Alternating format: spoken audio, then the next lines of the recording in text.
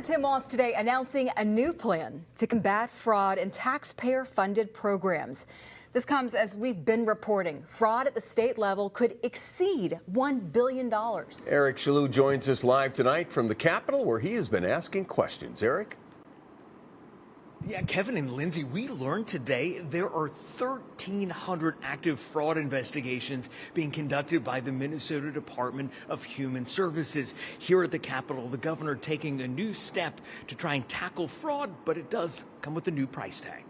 We need to make sure we're taking those steps that while we're a generous state, we have to be skeptical. Governor Tim Walz's administration has come under scrutiny for not detecting fraud soon enough in taxpayer-funded programs. No one has any tolerance for fraud. On Friday, Governor Walz appointed Tim O'Malley as the new director of program integrity. Minnesotans deserve to know that their tax dollars are being put to good use. O'Malley is a current judge who previously served as superintendent of the Minnesota Bureau of Criminal Apprehension under Republican Governor Tim Pawlenty. What will O'Malley do? We're told he'll first start working with an outside private firm to form a new statewide fraud prevention program that streamlines how Minnesota agencies spot and investigate the theft of public dollars. We learned the outside firm Waypoint will be paid upwards of $200,000 to assist. Some of them are new. Temporary DHS Commissioner Shireen Gandhi provided an update on fraud detection in one program. Over the past 5 years, we've identified $50 million for recovery for the Medicaid program. Governor,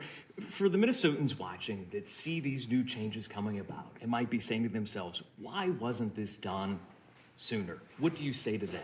Much of it was done sooner. Walz pointed out back in 2022, he proposed the BCA track and investigate fraud in state administrative grants. But it wasn't until 2025 when we saw more efforts from the administration, including forming a fraud investigative unit at the BCA and a big change, immediately pausing payments to providers when allegations of fraud are raised. I think, again, like everything, after the fact, why didn't we do things this way? Certainly. If we knew now what we knew then.